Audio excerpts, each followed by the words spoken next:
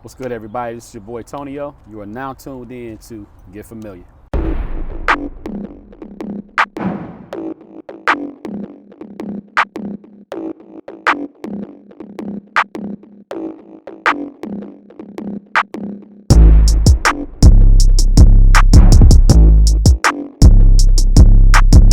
So who is Tonio? So Tonio is actually my artist name. My full name is Antonio Dwayne McGaha, but I shorten it to Tonio because that's what I've been called all my life.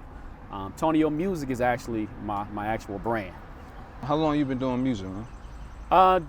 Man, I've been doing music seriously for about 12, 13 years or so. I grew up in a very musical family.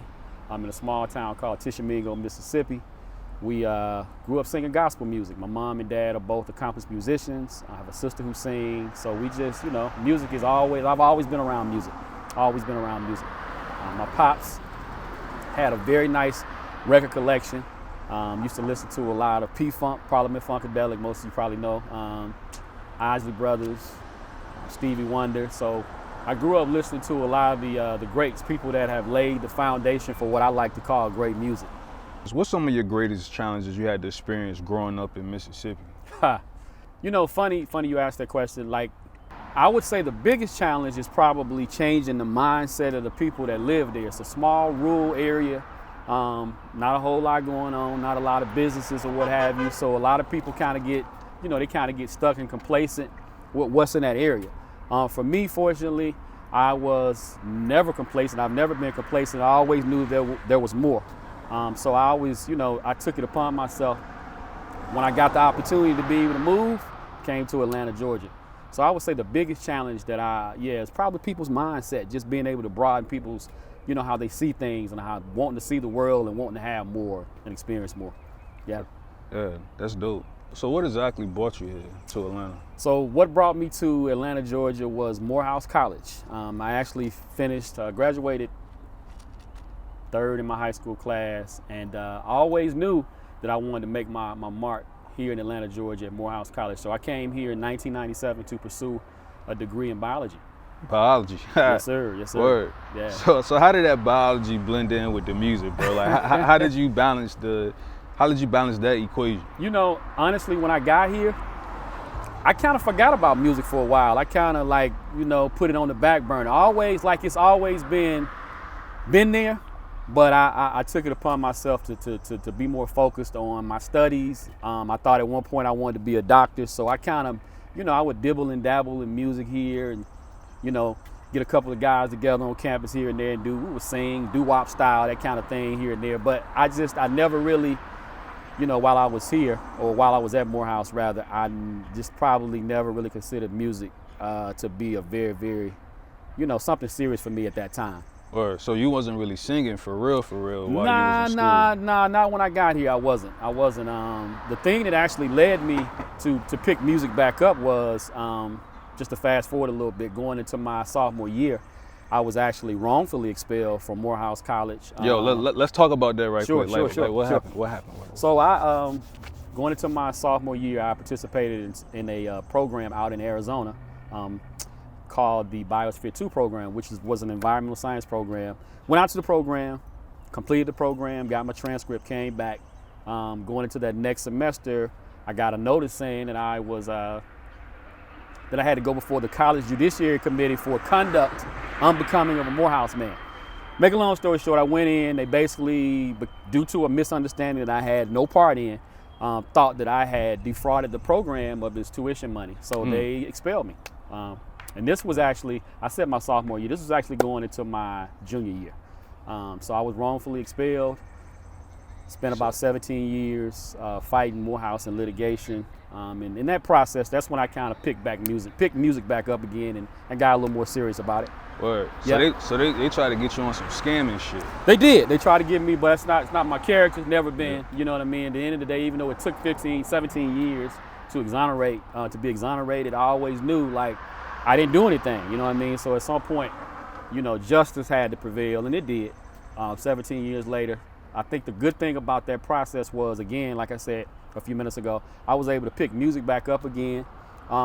It built a lot of tenacity in me, just a lot of strength, a lot of character, you know what I mean? Because life is just not easy. You know what I mean? And I think that was probably my first good lesson about like really understanding that life is not easy, but being able to persevere and push through even when it, you know, when things are not going your way. For sure. Yeah. Sure. All right, that's what's up, man. What made you start singing? So what made me pick music back up? I actually back up. Yeah. Pick music back up. I actually was attending a church here, Rice Memorial Presbyterian Church at the time, and I was just going. You know what I mean? I was I guess what you would call a pew sitter, and my lady, Letitia Johnson, who's my girlfriend today, she was a choir director, and she found out through a relative of mine that I sang, and she kind of badgered me to death to become a part of the youth choir. And I started playing. I'm also a drummer. I haven't played drums in a while, so I ended up playing drums for the youth choir for a while. Then I started singing, and I got more comfortable with it, and the rest is history. She definitely, I would have to say, outside of me just having, you know, music as a part of who I am, she definitely, probably, not even probably, she helped to reignite that fire in me as far as music was concerned. Oh, word. Yeah, that's very hard. important, very important. That's hard, you know, having that dope support system right Man, there. always, you know what I'm saying? Always. Yeah, so shout out to the queens. You know what I mean? Yes. Well, yeah, that's dope as fuck, man. Let's talk about your single, I Don't Know, featuring Creole right quick. Yes, my guy, Creole King.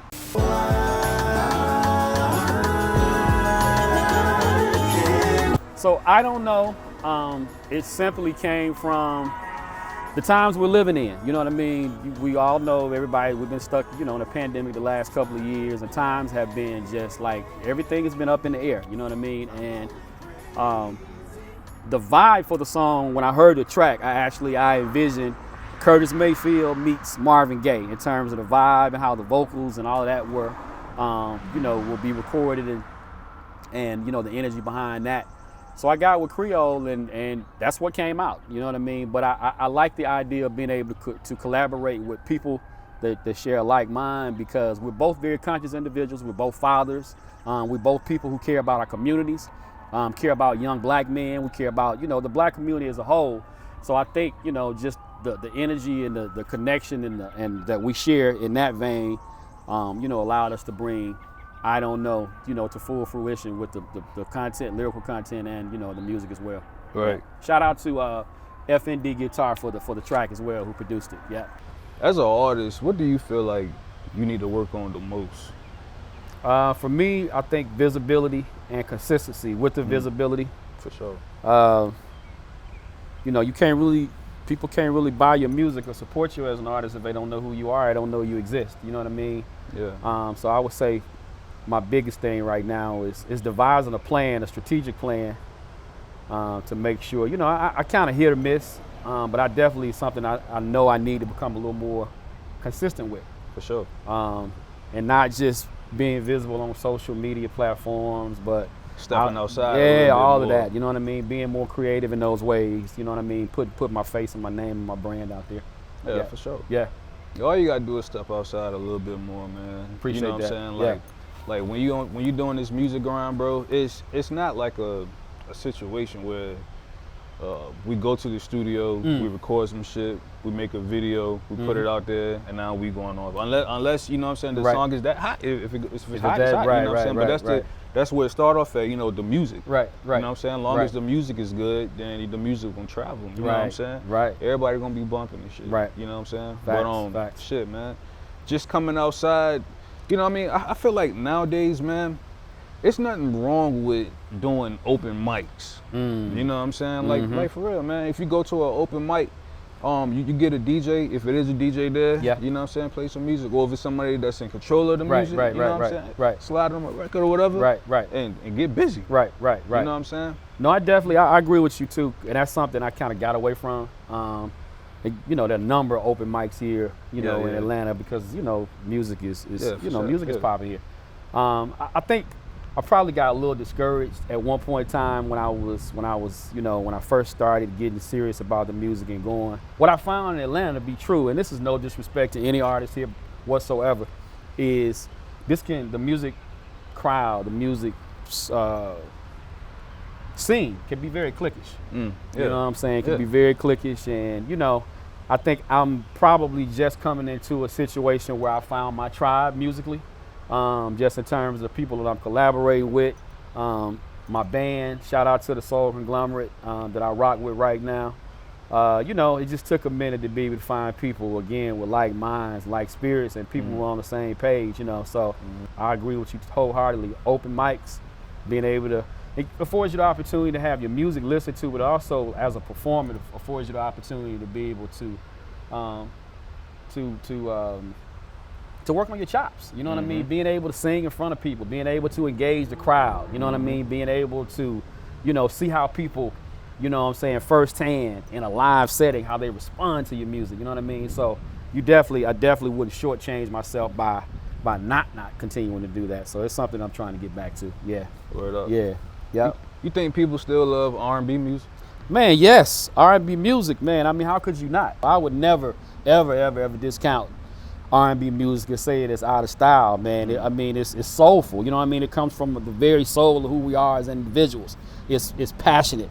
You know what I mean? It's about love. It's about all the things that we experience in life. You know what I mean? There's something I must confess. You bring me much happiness. You don't ever have to wonder about my love. Oh, endless possibilities the world has for you and me. Forever in your arms is where I belong. Whenever you're around, you turn my world upside down. Make me smile deep inside. You give me a natural high. That's why I'm addicted to your love. Like a lovely ray of sun, you make my heart feel so warm. Whenever I'm close to you, you make my day feel brand new. That's why I'm addicted to your love.